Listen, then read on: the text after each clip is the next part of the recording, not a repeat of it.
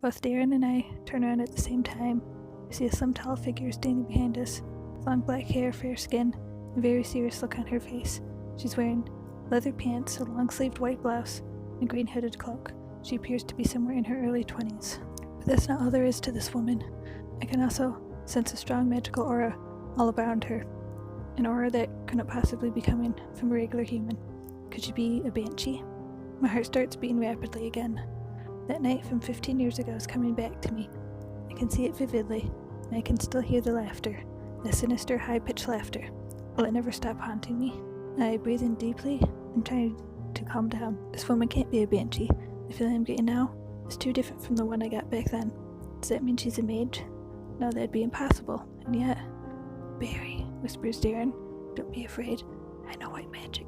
I can purify her. I realize Darren must also have sensed the magic coming from the woman and concluded that she's been possessed by a banshee. Banshees are parasitic spirits that need to inhabit bodies in order to survive. They usually spend a few weeks inside a body in a dormant state before taking over. During this phase, the host may develop magical powers. Once a banshee is in full control of the body, they say she has awakened. The only way you can save the original host once she's been possessed by a banshee is to use the white magic to purify her before the banshee is fully awakened, which basically means killing the banshee without harming the host. However, the purification technique operates on the assumption that a woman cannot have magical powers of her own. They call it purification, but all the technique does, in fact, is to completely eradicate the aura that gives off the strong magical vibe, with the purpose of also eliminating the banshee along with it. On the other hand, if the aura does not in fact belong to a banshee, but to a woman herself, the purification would be nothing short of a death sentence. No, wait, listen to me, I blurt out. This woman is a banshee. So what, you're suggesting she's a mage, then? Barry, women can't be mages. There hasn't been a single recorded case of a woman mage in all of our world's history. Every time a woman's developed magical powers, it's been because of banshee. Every single time. Don't you think I know that? This one is different. If you try to purify her, you may well end up killing her. How can you be sure? Because I've met a banshee before. Up close. Have you met a banshee before, Darren? No, he admits. You just said you trusted me enough to tell me your greatest weakness. I'm asking you to trust me on this one too. Can you trust me on this, Darren? Darren gives me one long look and then he sighs deeply. Alright, we'll do it your way. But I'm keeping an eye on her. I swear, Barry, if it turns out you're only saying this all because of her looks, I'm going to. Would you guys mind telling me we've been whispering about for the past minute? The woman asks us. Her looks? Deciding which one should make a pass at her. Just finishing our discussion from earlier, discussing whether she's a banshee or not. I'll say discussing whether you're a banshee. We are discussing whether you are a banshee or not, I told her. Oh, she says. She appears shaken by my comment. Well, I'm sorry to have bothered you then, she continues. I'll be on my way. As she turns to leave, Darren calls after her.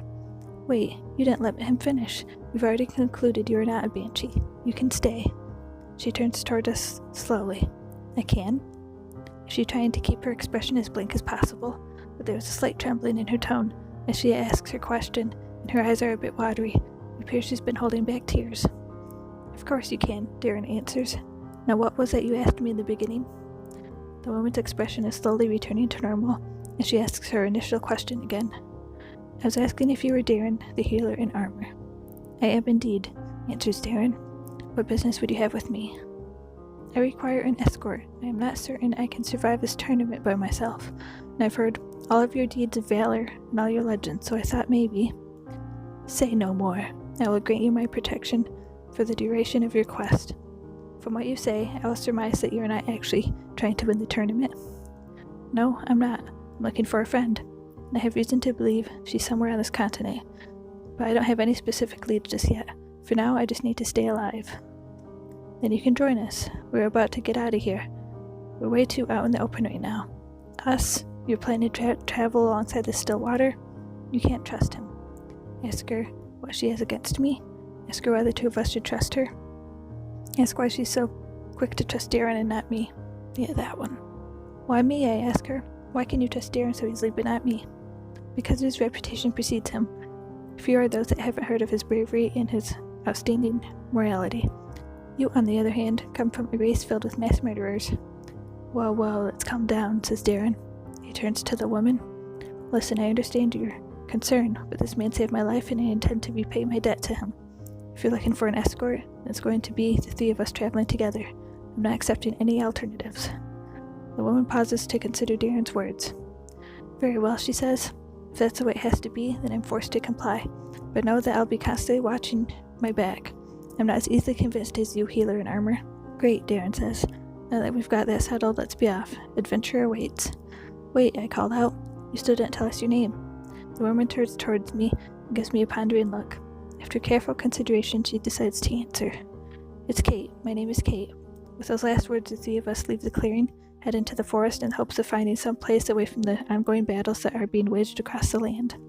As we march through the forest, I hear a few loud beeps coming from my right pocket. Barry, what's that sound? Darren asks. I know that sound.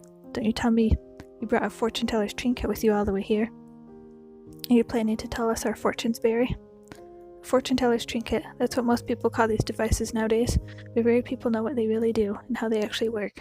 My research has led me to believe that these devices harness their energy from the magic all around them. The more energy they harness, the more effective they become.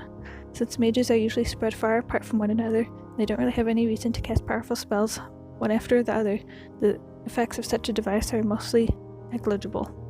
But imagine the amount of energy it could gather in a place filled with the most powerful mages in the world who are constantly fighting each other. I pull the device out of my pocket. It looks much like a toy with a few buttons and a screen. As I press the buttons, different letters magically appear on the screen, forming words. Join me numbers. The device calls these my stats. My stats consist mostly of various physical attributes such as strength, speed, reflexes, toughness, observations, and hearing, but there's also others like combat technique, ancient languages, and premonition. When the device harnesses enough energy, it announces me by beeping, and allows me to invest a limited number of points in my stats. At the moment, all my stats are at 0, which means the device's energy was completely depleted when I bought it. I guess I'll have to start leveling them from scratch. Investing my points in stats is supposed to actually enhance my real abilities as long as I keep the device close enough to me that it comes in contact with my magical aura. As I spend my time here, I'm expected to hear these beeps more and more often.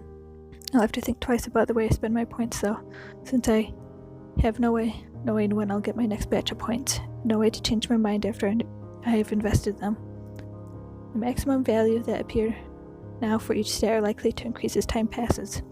This device is mostly used by fortune tellers because of its premonition stat.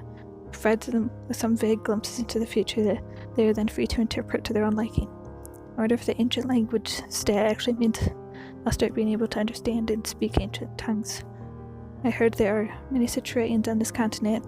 I heard some people here don't speak the common tongue. I will do hearing, reflex, and premonition. Barry, don't you think there's more important things to do right now than playing around with that toy? Darren asks me. This isn't a toy, I answer him, as I put the device back in my pocket, and I think you should pay more attention to where you're going instead of lecturing me, because I see we just ran out forest. Quiet, the two of you. We've got company, Kate says. She's right. Looking around us, I see there are fallen trees everywhere in this area, and there are quite a few dead bodies laying around. Seems there's been a battle here, or maybe several. The victors were in the middle of looting the bodies when they noticed us. There's 3 of them in total. One of them is considerably well built for a mage. He has very long, black beard covering his face. He seems to be in his mid-40s. He's wearing heavy armor and is holding a large battle axe. The other 2 are a bit skinnier and younger and wearing chainmail vests instead, but they're holding no weapons. The bearded mage with the battle axe shouts to Darren. Quite the team you've assembled here, healer in armor, a healer, a banshee, and an ordinary human. It's like you're dying to lose this tournament. Kate was visibly affected by the banshee comment. Her eyes twitched, and her look went subconsciously towards the ground. Mind your tongue, fool, I replied to him. Who are you calling an ordinary human? Have you not heard of still waters? Ha, still waters are legends and nothing more. I don't know what you were trying to achieve by joining this tournament, boy. Soon it won't matter anymore. Why? Darren asked the bearded mage. Why have you done this? He gestures toward the lifeless bodies laying all around us. Nobody told us we should start killing each other, Darren continues. They told us there are no rules until they give us our first objectives. We don't even know if there's going to be combat involved. Why did you have to kill all these people? Because there are no rules, answers the mage with the battle axe. No rules means we can do whatever we want.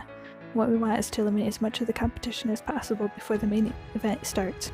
He grins. My sons and I were a little worried at first. We were afraid we might not be ready for the big leagues. Here we are, the bearded mage exclaims as he raises his hands and takes a victorious stance. But enough talk. We all know what's coming. His grin widens as he looks straight at me. First rule of combat, says the bearded man.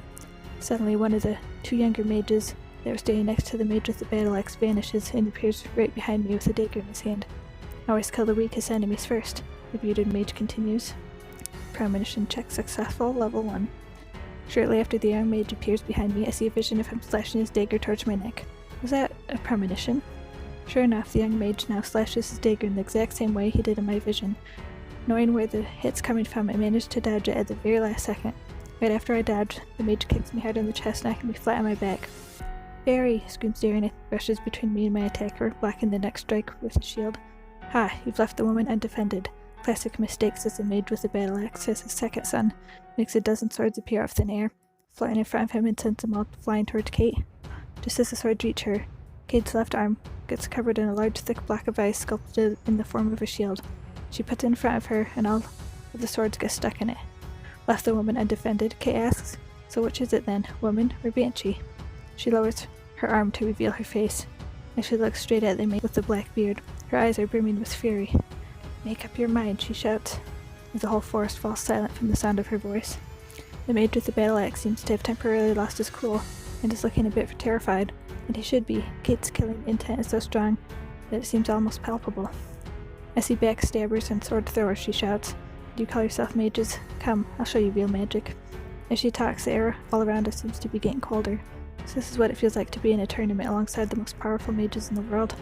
The bearded mage seems to have snapped out of it. "Your parlor tricks won't save you a second time, wench. I don't care if you're banshee or not, none of you are going to leave this place alive," he shouts as he rushes towards Darren, with his battle axe ready to strike. As he approaches, I realize if I don't do something quick, Darren will be forced to fight both the older and the younger mage by himself, while also defending me, and he won't have the luxury of using healing spells since they require him to be calm and relaxed in order to cast them. Maybe there's something I can do to help. Hide behind Darren and let him handle them both. Draw the younger mage away from Darren and focus on avoiding his attacks. Fight the younger mage myself. I'll draw him away. There's no way Darren can fight off two of them while defending me. Since the younger mage seems to be focused on me, I'll lure him away from Darren and try to evade his attacks for as long as I can, until Darren finishes off the older mage. Kate seems to have gotten the sword throwing mage's undivided attention. He's constantly sending swords her way from every direction, and she creates walls of ice to block his attacks.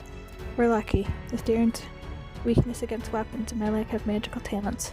That mage would probably have been the hardest for us to fight. As the bearded mage reaches us, his battle axe clashes loudly with Darren's sword. "I see you've enhanced your weapon well, healer," says the older mage. "But how long can you stand against a battle-hardened warrior such as myself?" He roars and presses his battle axe harder against Darren's sword. As the two of them fight, I dash away towards the forest. As expected, the mage with the dagger is coming right after me. "Barry, wait!" Darren shouts after me. He attempts to follow, but decides against it. He can't afford to avert his eyes from the bearded mage for even a second. He's too dangerous.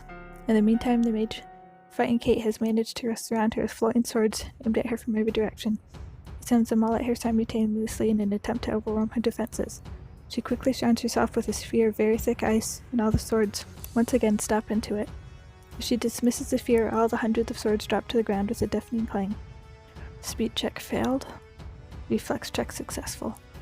My plan to lure the younger mage is working far better than I expected. The mage keeps teleporting after me and trying to catch me off guard, but every time he thinks he's got me in a pinch, I simply dodge his strikes with ease. I knew the stat device would come in handy, but I never dared to dream it would be so useful. I feel like I could keep doing this all day. "Boy, what do you think you're doing? Stop fooling around and finish him. You're just an ordinary human," shouts the mage with the battle axe. Kate seems to have gone on the offensive. She's throwing ice cones toward the other young mage, and he's now forced to use his swords to cut them down instead of attacking her. As he focuses more on his defense, Kate's attacks become more and more relentless. It doesn't take her long until she starts sending hundreds of ice daggers toward the enemy. The mage doesn't seem to know how to use his techniques to defend from such a large number of simultaneous attacks. It only takes a small miscalculation on his part to end the battle abruptly, as one of the ice daggers stabs him right through the heart, killing him on the spot. "No!" shouts the older mage when he sees what happened to his eldest son. Taking his eyes off his opponent was a fatal mistake. Darren didn't waste his chance and drove his blade right through the mage's chest, his enchanted weapon cutting through the mage's heavy armor like a knife through butter. The bearded mage gave out one last gurgle before he drowned in his own blood. Terrified, the young mage with the dagger tries to teleport into the forest to get away, but his spell's range appears limited, and only transports him halfway there. As he tries to make a run for it, Kate snipes him from a distance with an ice cone through his head, which kills him instantly. It's a gruesome show, but at this point all I care about is that I somehow managed to make it out of this alive. Darren's looking very angry. He's giving me an accusatory look as he's healing his wounds. Barry, we need to talk. You haven't been completely honest with me. We almost died back there because of it. You're not really Stillwater, are you? No, I'm not, I admit. But you're not one of the locals either, otherwise that spell of theirs would have alerted us the moment we sensed your presence. He's talking about the spell of the organizers of the tournament cast on each of the participants before teleporting us here. We're not allowed to hurt the humans that live on this continent, so their spell warns us one of them is near. If what they said is can believe their spell's supposed to stop us even before we try hurting any of the locals.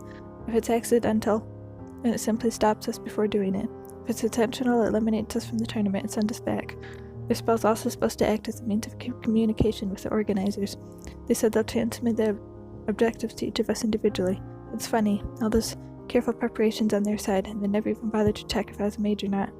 Hell, what am I saying? They probably didn't even care. So you must be a participant then, Darren continues. What reason would you have to participate in a tournament against the most powerful mages in the world? I'm after the same thing as every other participant in this tournament, Darren, but I'm not sure how wise it would be to tell you this. I'm after the prize that's being offered to the winner, the Magium. No one knows exactly what it looks like or what it's made of, but everyone knows the fact that it's the source of all magic in the world, and it can only be found on the continent of Varathia. All mages seek it, they crave it.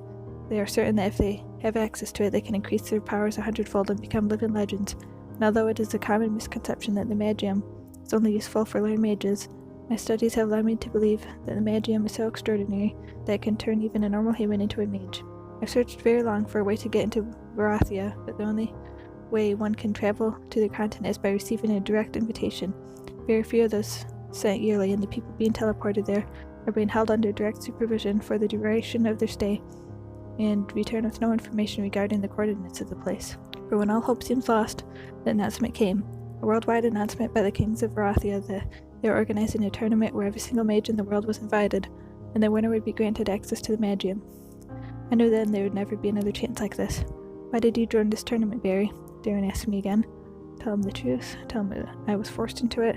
Tell him I'm looking for a cure for my sick sister. Sick sister. It's my sister. She's terminally ill, and the cure for her illness can only be found on this continent. I've tried for months to get an invitation to this place, but they would not hear of it. This is the only way. I can only hope I'll somehow manage to survive long enough to find what I'm looking for. Darren places a hand on my shoulder. We'll find it together. I promise I won't let any harm come to you until you've achieved your goal.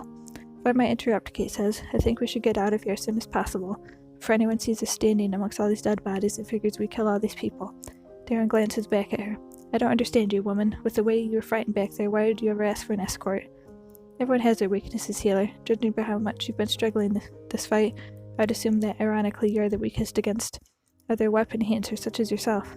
Just because I handled these thugs with ease, it doesn't mean I won't have any problems against other foes. No one can survive this tournament alone. Yes, I suppose you're right. Darren pauses.